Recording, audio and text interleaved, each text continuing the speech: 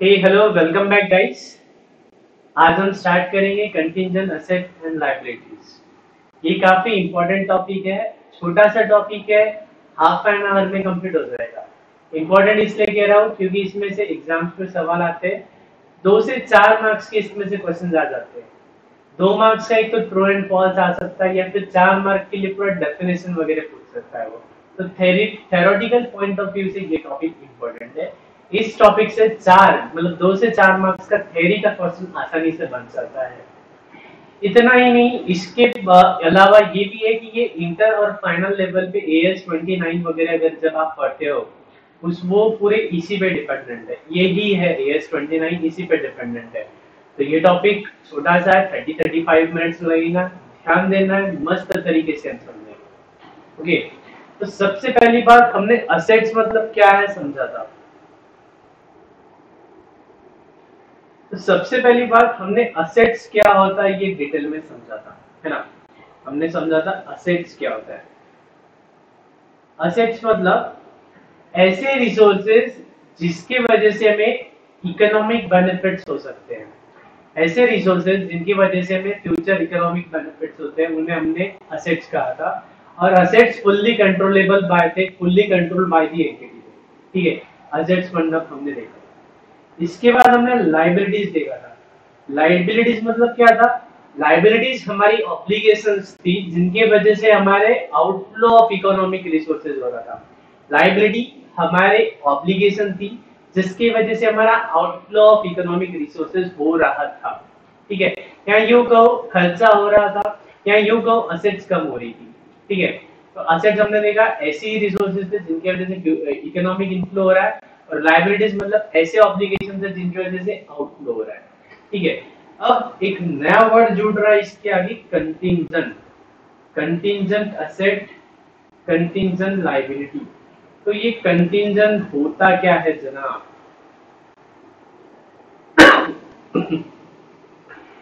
Contingent, contingent मतलब क्या होता है? ये ऐसी बात है जो हो भी सकती है, नहीं भी हो सकती है। 50-50 चांसेस है, मतलब it depends on certain events. ठीक है, डिपेंड्स ऑन सर्टेन इवेंट्स। ठीक है, मतलब हो भी सकता है, नहीं भी हो सकता है। मतलब फ्यूचर में कुछ होगा, फ्यूचर में कोई इवेंट होंगी, उस पे वो डिपेंडेंट है। तो उससे हम कहते हैं contingent, dependent on certain event. ठीक है, तो हमने ये असेट्स, लायबिलिटीज और कंटिंजेंट, इन 3 वर्ड्स का क्विक रिकैप देखा है। ये हमने पहले समझा था, ये तीनों वर्ड्स के मीनिंग क्या होते हैं, टर्मिनोलॉजीज के मीनिंग समझे थे। अब देखते हैं आज का जो टॉपिक है हमारा, contingent asset.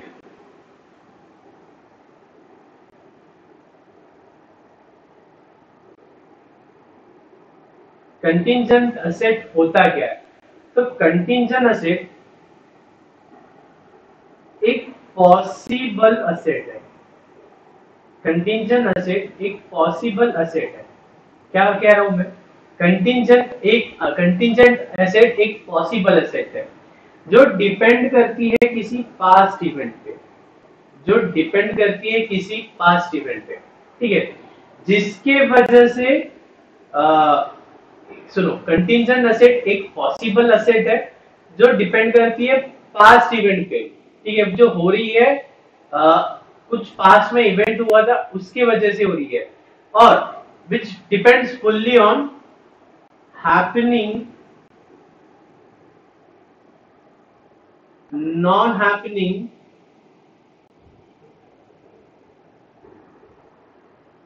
of future event। ठीक है, फ्यूचर इवेंट जो निर्भर करती है फ्यूचर में कोई इवेंट होगी या नहीं होगी, happening and non happening of certain future event which is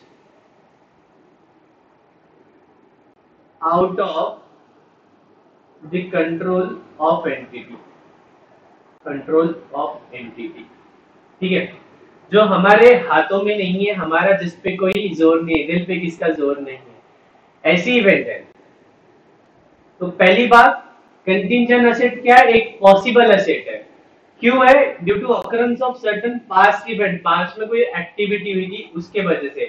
depend किस पे करता है? Happening and non happening of certain future event. ठीक है, फ्यूचर में हैपनिंग या नॉन हैपनिंग होता है तो उसकी वजह से उस पर डिपेंड करता है। और जो फ्यूचर का इवेंट है वो हमारे कंट्रोल में है क्या? नहीं, वो हमारे कंट्रोल में नहीं है, which is out of the control of the entity, which is out of the control of activity of entity. मान लो सीएसके वर्सेस मुंबई इंडियन का मैच है, हमने इस पे सट्टा लगाया, शर्यत लगाई, दो दोस्त थे सोनू मोनू, दोनों ने इस पे बैट लगा ली। सोनू बोला सीएसके जीतेगी, मोनू बोला मुंबई इंडियंस जीतेगी। 1-1 लाख की बैट है, ठीक है, 1 लाख की बैट है। ठीक है, हमने बैट कब लगाई थी? मैच के टाइम पे, मैच के दौरान या मैच के पहले।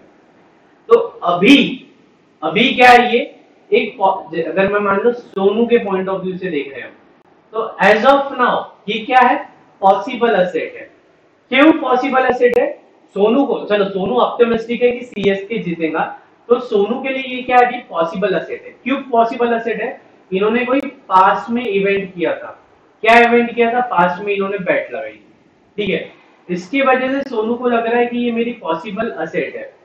अब ये पॉसिबल एसेट रियल एसेट में कब कन्वर्ट होगी? On happening and non happening of certain future asset. Happening and non happening of future event. क्या हैपन होना चाहिए? सीएसके जीतना चाहिए। अगर सीएसके जीतेगा तो सोनू को पैसा मिलेगा, सीएसके हारेगा तो सोनू को पैसा देना पड़ेगा। तो happening non happening of certain future event and which is out of control of the entity. और कौन सी टीम जीतेगी ये सोनू के कंट्रोल में है क्या? कौन सी टीम आज का आईपीएल मैच जीतेगी ये सोनू के कंट्रोल में है क्या? नहीं। तो ये क्या हो गया? Contingent asset. ये क्या हो गया? Contingent asset. Contingent asset is a possible asset which depend which arises due to past event and which depends on happening or non happening of certain future event fully out of the control of the entity, जो entity के control के बाहर है। ऐसी assets को हम कहते हैं कंटिंजेंट एसेट्स। क्या कहते हैं? Contingent asset. A contingent assets may be defined as a possible asset. Asset नहीं है वो जनाब, possible asset है। That arises from past event। क्या इवेंट थी? हमने बैट लगाई थी, हमने सट्टा लगाया था, हमने शर्यत लगाई थी। एंड उस existence depend on future event. Future में क्या इवेंट होना चाहिए? सीएसके जीतना चाहिए या सीएसके ही जीतेगी, मुंबई इंडियंस हारेगी। Not only within the control of the enterprise. और कौन जीतेगा कौन हारेगा हमारे कंट्रोल में है क्या? आपके कंट्रोल में है क्या? नहीं। तो ऐसी एसेट्स को हम कहते हैं कंटिंजेंट एसेट्स। ऐसी एसेट्स को हम कहते हैं कंटिंजेंट एसेट्स। ठीक है, अब हमने एक कंसेप्ट पढ़ा था, concept of prudence. Concept of prudence आप चिल्ला चिल्ला के ये बोल रहा था भविष्य में होने वाले नुकसान को रिकॉर्ड करो लेकिन भविष्य में होने वाले फायदे को फुल्ली इग्नोर करो। तो अभी हमें एसेट रिकॉग्नाइज करना चाहिए क्या? या कंटिंजेंट एसेट को हमारे बुक्स में रिकॉर्ड करना चाहिए क्या? ये सर्टन है क्या कि हमें इनफ्लो ऑफ इकोनॉमिक बेनिफिट्स होने वाला है? सर्टन है क्या? ये फिक्स हो गया है क्या कि सीएसके ही मैच जीतेंगे और हमें पैसा मिलेगा मोनू के पास 1 लाख रुपया? Is it certain? ये पक्का है क्या? नहीं है, प्रोबेबिलिटी है, 50-50 चांसेस है, कुछ भी हो सकता है। तो क्या इसे हमने बुक्स ऑफ अकाउंट्स में रिकॉर्ड करना चाहिए क्या? A big no. Answer is a big no, big no, big no. बिल्कुल नहीं रिकॉर्ड करना चाहिए, लेकिन इसे दिखाएंगे जरूर। कहां दिखाएंगे? डायरेक्टर्स रिपोर्ट में। कहां दिखाएंगे? डायरेक्टर्स रिपोर्ट में हम इसे डिस्क्लोज करेंगे। डायरेक्टर्स रिपोर्ट, डायरेक्टर्स की रिपोर्ट में इसे हम डिस्क्लोज जरूर करेंगे। ठीक है, अच्छा एक पॉइंट और, जो कंटिंजेंट एसेट है इसे हमें टाइम टू टाइम असेस करते रहना है कि कंटिंजेंट एसेट एक्चुअल में एसेट हो गया है क्या, मतलब वर्चुअल सर्टेनिटी आ रही है क्या। मतलब अब ऐसा है क्या कि सीएसके को 2 ओवर में सिर्फ 2 रन चाहिए। सीएसके का बैटिंग है, सेकेंड इनिंग चल रहा है, सीएसके का बैटिंग है, सीएसके को 12 बॉल में सिर्फ 2 रन चाहिए। 12 बॉल में 2 रन और धोनी अभी आउट नहीं हुआ है। सीएसके को 12 बॉल में 2 रन चाहिए। ये तो दिखता है ना, वर्चुअली सर्टन है। जब ऐसा सिचुएशन आ जाएगा तो सोनू चीयर्स बोलेगा और असेट रिकॉग्नाइज कर लेगा। ठीक है, तो हमें बार बार असेस करना है, एक एक ओवर के बाद देखना है सीएसके जीतेगा क्या, सीएसके जीतेगा क्या, सीएसके जीतेगा। ऐसे तो सीएसके ही जीतेगा, लेकिन हमें फिर भी बार बार असेस करना है। जब असेस करने के बाद हमें वर्चुअल सर्टेनिटी आ जाती है कि सीएसके ही जीतने वाला है, तो उस टाइम पे हम इसे असेट बोल के रिकॉर्ड कर सकते हैं। ठीक है, तो ये था हमारा कंसेप्ट ऑफ कंटिंजेंट असेट। अगर आपको कंटिंजेंट असेट अच्छे से समझ गया है तो आपको कंटिंजेंट लायबिलिटी समझने में कुछ भी दिक्कत नहीं आएगी। कंटिंजेंट लायबिलिटी कंटिंजेंट असेट्स का विपरीत है। कंटिंजेंट असेट्स का विपरीत है कंटिंजेंट लायबिलिटी। तो कंटिंजेंट लायबिलिटी क्या है?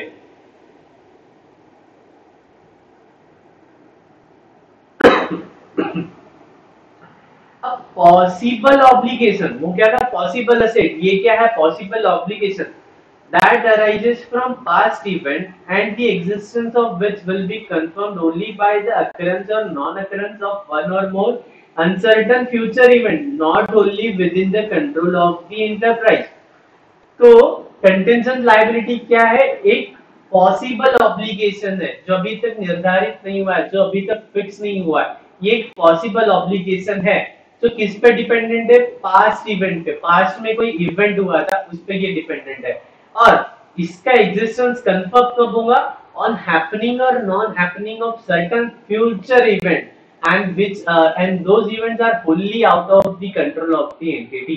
मतलब वही जो असेट बोला हमने उसी को हम लायबिलिटी। जब कंटिंजेंट असेट का डेफिनेशन मेरे प्यारे बच्चों हमने देखी है, उसी को हमने इन्वर्स कर दिया, उसी को रेसिप्रोकेट कर दिया, तो हमारा कंटिंजेंट लायबिलिटी का डेफिनेशन बन गया। ठीक है, कंटिंजेंट लायबिलिटी। अब कंटिंजेंट लायबिलिटी का एक डेफिनेशन और है, वो क्या बोलता है? अब प्रेजेंट ऑब्लिगेशन, देखो पहला डेफिनेशन क्या हो रहा है? Possible obligation. सेकंड डेफिनेशन क्या बोल रहा है? प्रेजेंट ऑब्लिगेशन है। That arises from the past event but is not recognised. Present obligation है जो हो रहा है बिकॉज ऑफ पास्ट इवेंट, लेकिन फिर भी हम उसे रिकॉग्नाइज नहीं कर रहे, फिर भी हमारे बुक में उसे रिकॉर्ड नहीं कर रहे। क्यों नहीं रिकॉर्ड कर रहे? It is not probable that an outflow of resources embodying economic benefit will arise. A reliable estimate of the amount of the obligation cannot be made। ठीक है, सेकेंड डेफिनेशन क्या बोल रहा है? सेकेंड डेफिनेशन बोल रहा है कंटिंजेंट लायबिलिटी। ठीक है, ये क्या है? प्रेजेंट ऑब्लिगेशन है। कहां से आया? Due to past event, due to past event. ठीक है, but not recognised.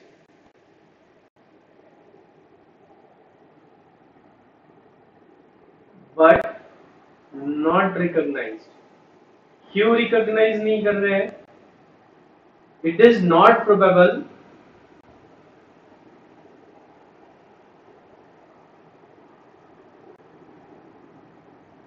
that outflow of resources embodying economic benefit will arise। Outflow of resources embodying economic benefits will be required to settle the liability। It is not probable that outflow of resources is required। ठीक है, जरूरी नहीं कि हमें कुछ ना कुछ खर्चा करना पड़ेगा।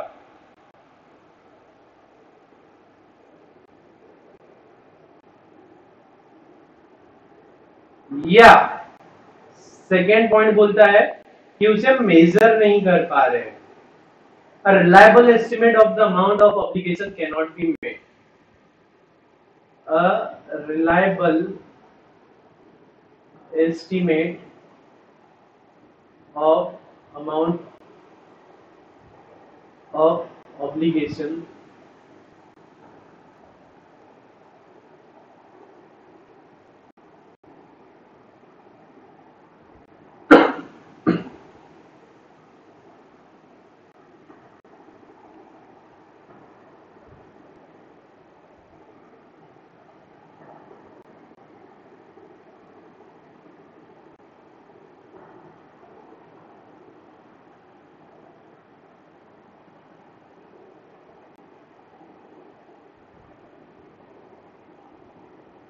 ठीक है। सेकेंड डेफिनेशन क्या बोलती है कि कंटिजेंट लायबिलिटी प्रेजेंट लायबिलिटी है due to past event but which is not recognized because it is not probable that the outflow of resources embodying economic benefits is required, या फिर हम वो मेजर नहीं कर सकते हैं। ऐसी प्रेजेंट ऑब्लिगेशंस को हम क्या बोलेंगे? Contingent liability. कंटिजेंट लायबिलिटी की पहली डेफिनेशन सिंपल है कि वो पॉसिबल ऑब्लिगेशन है, पास्ट इवेंट की वजह से हो रही है और जिसका जो डिपेंड करती है हैपनिंग और non happening of certain future event, future में कुछ होने वाली इवेंट पे डिपेंडेंट करती है और जो फ्यूचर की इवेंट है वो हमारे हाथ में नहीं है, हमारे कंट्रोल में नहीं है। उसी तरह सेकेंड डेफिनेशन है कि वो प्रेजेंट ऑब्लिगेशन है, वो पास्ट इवेंट से हो रही है लेकिन उसको हम फिर भी रिकॉग्नाइज नहीं कर रहे। क्यों?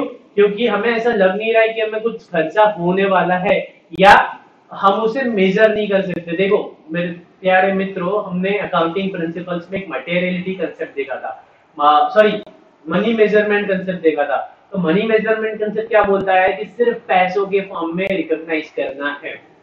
अब अगर हम अमाउंट को मेजर ही नहीं कर पा रहे, हम कितना आउटफ्लो होगा ये डिसाइड ही नहीं कर पा रहे, तो उसको रिकॉर्ड कैसे करेंगे? मनी मेजरमेंट कंसेप्ट को फॉलो तो करना ही है। जब हम उसे मेजर ही नहीं कर पा रहे, जब हम अमाउंट डिटरमाइन ही नहीं कर पा रहे, तो उसे रिकॉर्ड कैसे करेंगे? तो ये था हमारा कंटिजेंट लायबिलिटी। ठीक है, ये था हमारा कंटिजेंट लायबिलिटी।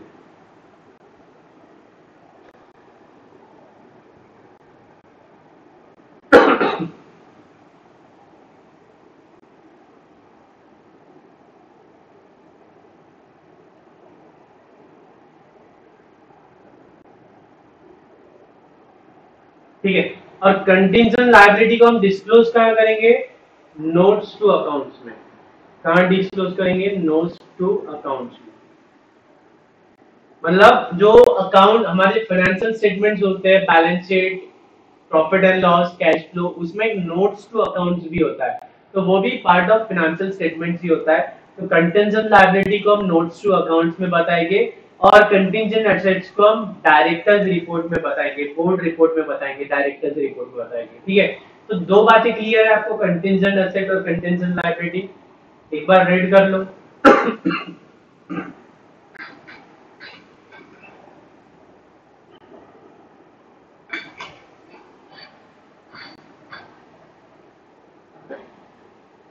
रीड कर लो एक बार आप। ठीक है। अच्छा, अब एक देखना है हमें distinction between contingent liability and liability. Contingent liability हमने अभी समझा, लायबिलिटी हमने पहले समझा था, तो दोनों के बीच का डिफरेंस क्या है? एक मेजर डिफरेंस है कि लायबिलिटी क्या है? Liability present obligation, liability present obligation है जिसे हम मेजर कर सकते हैं और जो हमें पे करना ही है। जैसे कि हमने कंटिजेंट लायबिलिटी का ये डेफिनेशन देखा, तो कंटिजेंट लायबिलिटी अपना liability, contingent liability present obligation है, लायबिलिटी भी प्रेजेंट ऑब्लिगेशन है। ये भी पास्ट इवेंट पे डिपेंडेंट है, लायबिलिटी भी पास्ट इवेंट पे डिपेंडेंट हो सकता है। ठीक है, लेकिन जिसमें लायबिलिटी में हमें पता है कि हमारा आउटफ्लो ऑफ रिसोर्सेज होने वाला है और कितना होने वाला है वो भी हम मेजर कर सकते हैं, वो भी हम मेजर कर सकते हैं। मतलब पॉइंट 1 और पॉइंट 2 दोनों सेटिस्फाई हो रहे हैं, उसमें आउटफ्लो ऑफ रिसोर्सेज भी हो रहा है और हम उसे मेजर भी कर सकते हैं।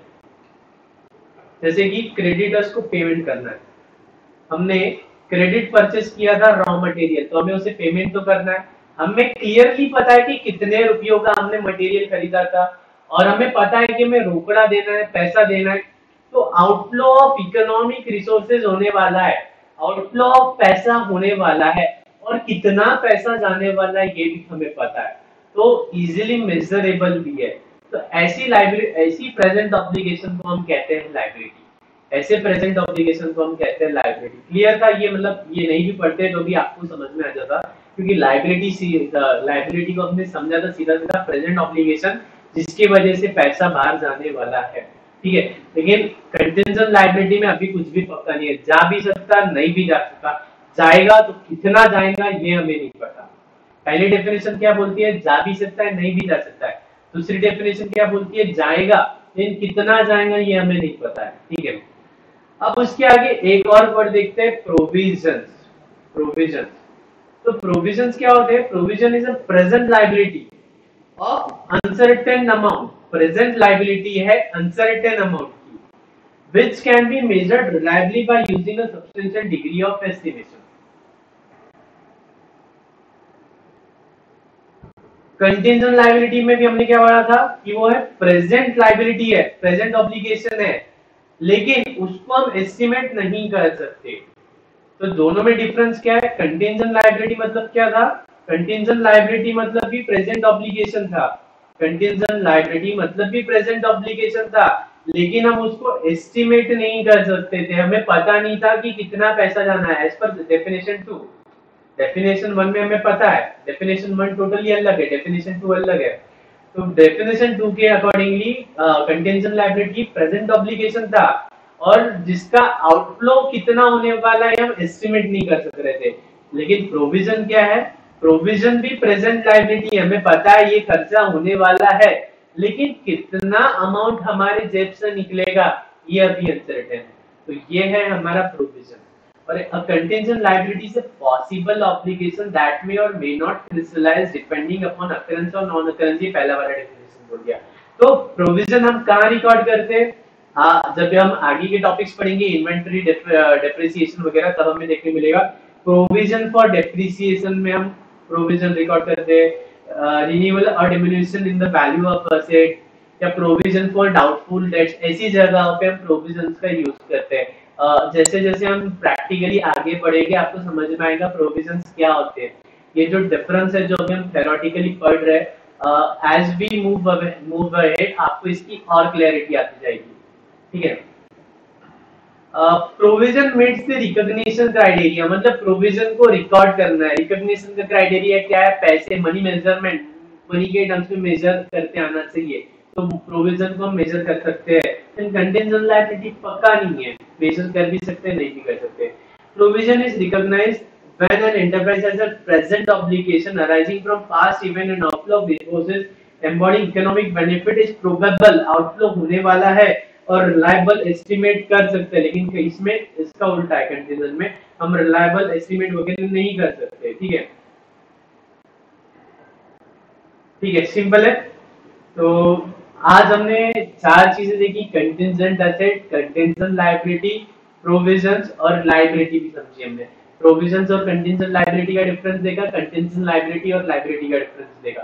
ठीक है, आई होप आपको ये टॉपिक अच्छी तरह से समझ में आ गया होगा।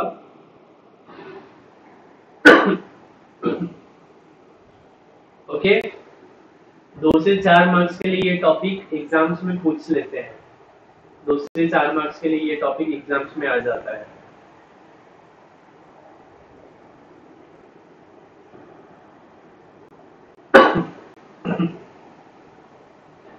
अब एक देखते हैं अकाउंटिंग पॉलिसीज क्या होती है। अकाउंटिंग पॉलिसीज क्या होती है? हमने इसके पहले सेकेंड यूनिट में देखा कि कुछ अकाउंटिंग कंसेप्ट होते हैं, अकाउंटिंग प्रिंसिपल्स होते हैं, अकाउंटिंग कन्वेंशंस होते हैं, materiality concept, matching concept, accrual concept, going concern, ये सारी चीजें हमने देखी। अब कोई एंटिटी अब ये कैसा है? ये वाइड रेंज है, ऐसा कोई स्पेसिफिक नहीं बोला है कि आप सीमेंट की इंडस्ट्री में हो तो आपको ये प्रिंसिपल्स फॉलो करने हैं, आप ऑटोमोबाइल सेक्टर में हो तो आपको ये सारे प्रिंसिपल्स फॉलो करने हैं, ऐसा कहीं नहीं बोला है। ठीक है, तो अकाउंटिंग पॉलिसीज मतलब क्या होता है? Accounting policy refers to specific accounting principles and methods of applying these principles adopted by the enterprise। अब कोई भी पर्टिकुलर एंटरप्राइज कौन सी प्रिंसिपल्स फॉलो कर रहा है, कोई भी पर्टिकुलर एंटरप्राइज कौन से कन्वेंशंस फॉलो कर रहा है, कौन से अकाउंटिंग कंसेप्ट फॉलो कर रहा है, जो भी अकाउंटिंग कन्वेंशन, जो भी अकाउंटिंग कंसेप्ट, जो भी अकाउंटिंग प्रिंसिपल्स वो फॉलो कर रहा है, उससे हम बोलेंगे उस एंटिटी की अकाउंटिंग पॉलिसीज है, वो उस एंटिटी की अकाउंटिंग पॉलिसीज कहलाएगी। Specific accounting principles and methods of applying these principles adopted by the enterprise in the preparations and presentation of the financial statement. Financial statements को prepare करने के लिए, present करने के लिए जो accounting principles, concepts, conventions एक entity follow कर रहा है, उसे हम कहेंगे accounting policies. There is a no single list of accounting policy. ऐसी कोई लिस्ट नहीं है कि आप ऑटोमोबाइल सेक्टर के हो तो आप ये अकाउंटिंग पॉलिसीज फॉलो कर लो। आप आईटी सेक्टर में डील कर रहे हो, आईटी सेक्टर में हो तो आप ये अकाउंटिंग पॉलिसीज फॉलो कर लो। ऐसा कुछ स्ट्रिक्ट रूल नहीं है। ये मैनेजमेंट का चॉइस है, ये अकाउंटेंट्स का चॉइस है कि उनको कौन सी अकाउंटिंग पॉलिसीज फॉलो करनी है। वो वही अकाउंटिंग पॉलिसीज फॉलो करेंगे जिसके जरिए उनका प्रॉपर रिफ्लेक्ट होगा फाइनेंशियल स्टेटमेंट, जिसके जरिए उनका फाइनेंशियल स्टेटमेंट सही तरीके से रिफ्लेक्ट हो। ऐसे ही हम अकाउंटिंग पॉलिसीज फॉलो करेंगे। हमारे पास चॉइस होती है, जैसे कि वैल्यूएशन ऑफ इन्वेंटरी। हम अलग अलग मेथड से इन्वेंटरी को वैल्यू कर सकते हैं। इन्वेंटरी मतलब क्या होता है? हमारा स्टॉक, हमारा रॉ मटेरियल, हमारा फिनिश गुड्स, उसे हम इन्वेंटरी बोलते हैं। डिटेल में है इस पे पूरा अकाउंटिंग स्टैंडर्ड ही और एक हमारा टॉपिक भी है। तो वैल्यूएशन ऑफ इन्वेंटरी, मेरी मर्जी, हमारी मर्जी, हम फीफो मेथड यूज करें या हम लीफो मेथड यूज करें या वेटेड एवरेज मेथड यूज करें। अलग अलग मेथड्स है, कौन सी मेथड फॉलो करना है ये हमारी चॉइस है। वैल्यूएशन ऑफ इन्वेस्टमेंट, डेप्रिसिएशन, कौन सी मेथड से करना है, ये सारी चीजें ये हमारी चॉइस है। तो ये क्या हो गया? Accounting policies. ठीक है। The method selected by the enterprise for valuation is called an accounting policy. मतलब जो भी हम follow कर रहे हैं वो accounting policy होगी। Choice of accounting policy is an important policy decision which affects the performance measurement as well as financial position of the business entity. Selection of inappropriate accounting policies may lead to understatement or overstatement of the performance of financial statement. Policies हमें सही select करनी है। गलत policy select करते हैं तो हमारा profit कम भी हो सकता है, हमारा प्रॉफिट ज्यादा भी रिफ्लेक्ट हो सकता है। मतलब manner of presentation is a matter of choice. अगर हम अलग अलग पॉलिसी, जब हम इन्वेंटरी टॉपिक देखेंगे तो उसमें हमें पता चलेगा कि अलग अलग मेथड की वजह से हमारा स्टॉक कम ज्यादा हो रहा है। और स्टॉक कम ज्यादा फिजिकली तो नहीं है, वैल्यू कम ज्यादा हो रही है, स्टॉक की वैल्यू कम ज्यादा हो रही है। और अगर स्टॉक की वैल्यू कम ज्यादा हो रही है तो हमारा प्रॉफिट कम ज्यादा हो रहा है। तो ये हमें देखने मिलेगा प्रैक्टिकली अभी। It is believed that no unified or exhaustive list of accounting policies can be suggested which has universal application. Three major characteristics which should be considered for the purpose of selection and application of accounting policies are prudence, देखा है हमने, substance over form भी देखा है, materiality। हम कोई भी accounting policy select करने के पहले ये तीन बातों को ध्यान में रखेंगे। हम प्रूडेंस कंसेप्ट को लगाएंगे, हम मटेरियलिटी कंसेप्ट को लगाएंगे और हम सब्सटेंस ओवर फॉर्म देखेंगे। हम सब्सटेंस ओवर फॉर्म देखेंगे। The financial statement should be prepared on the basis of such accounting policies which exhibit true and fair view of state of affairs of balance sheet and profit and loss। हमारे profit and loss का, हमारे balance sheet का, हमारे financial statement का true and fair view होना। True and fair view क्या होता है? ऑडिट में समझेगा आपको। हमें हमारे बुक्स ऑफ अकाउंट्स का, फाइनेंशियल स्टेटमेंट्स का भैया जी ट्रू एंड फेयर व्यू चाहिए। ठीक है। अच्छा, अब सर क्या हमने एक अकाउंटिंग पॉलिसीज जो अप्लाई कर रही है, एक सेट ऑफ अकाउंटिंग पॉलिसीज जो सिलेक्ट कर लिया है, तो क्या साहब मरते दम तक हमें वही अकाउंटिंग पॉलिसीज फॉलो करना है? क्या सर हमें मरते दम तक एक ही अकाउंटिंग पॉलिसीज करना है? नहीं, हम अकाउंटिंग पॉलिसीज को चेंज भी कर सकते हैं। A change in accounting policies should be made in the following condition. It is required by some statute. कोई लॉ आया है, कोई लीगल कोई नया लॉ आया है जिसके वजह से हमें अकाउंटिंग पॉलिसीज चेंज करना पड़ रहा है। मान लीजिए कि अगर कोई लॉ पास हो गया कि आपने इस तरह ये मेथड फॉलो करनी है या ये कंसेप्ट फॉलो करना है, तो हमें वही कंसेप्ट फॉलो करना पड़ेगा। तो हमें तो लॉ ही फॉलो करना पड़ेगा ना। मान लो अभी तक हम एक्स पॉलिसी फॉलो कर रहे हैं और गवर्नमेंट का लॉ आ गया कि आपको वाई पॉलिसी ही फॉलो करना है, तो क्या हम अभी भी एक्स पॉलिसी फॉलो करेंगे क्या? नहीं, हमें वाई पॉलिसी फॉलो करना पड़ेगा। या अगर अकाउंटिंग स्टैंडर्ड में कुछ अकाउंटिंग स्टैंडर्ड बोलता है कि आपको वाई पॉलिसी फॉलो करना है तब। पहली बात, अगर कोई लीगल कंप्लायंस आ रहा है। सेकेंड बात, अकाउंटिंग स्टैंडर्ड आपको बोल रहा है कि आपने दूसरी पॉलिसी फॉलो करना चाहिए, या अगर हम पॉलिसी चेंज करते हैं और पॉलिसी चेंज करने की वजह से हमारे बुक्स का एप्रोप्रिएट पिक्चर सामने आता है। आई रिपीट, देखो अगर हम हमारी पॉलिसी चेंज कर रहे हैं और पॉलिसी चेंज करने की वजह से हमारा जो प्रेजेंटेशन है वो सुधर रहा है, एप्रोप्रिएट डिस्क्लोजर हो रहा है, तो हमने हमारी पॉलिसी चेंज करनी चाहिए। अब मान लो हम फीफो मेथड यूज कर रहे हैं 5 साल से, लेकिन अब हमें लगा कि फीफो मेथड एक्चुअल में गलत है।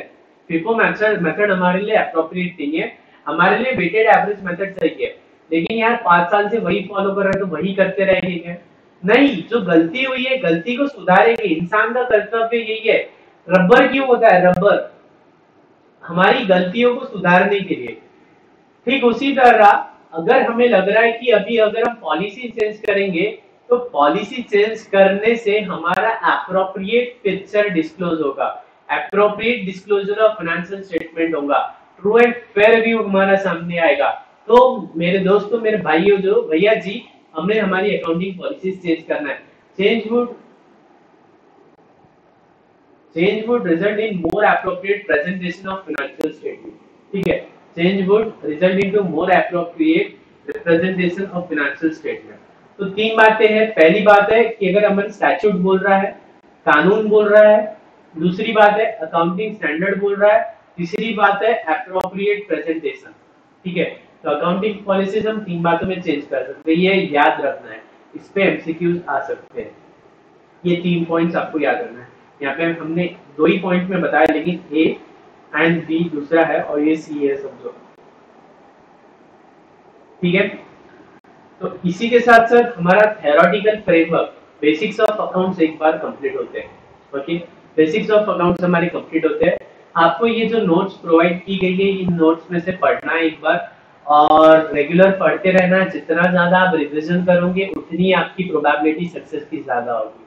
So here I am, CA Ronald Gurwal, signing off. Take care. Bye bye. Love you all.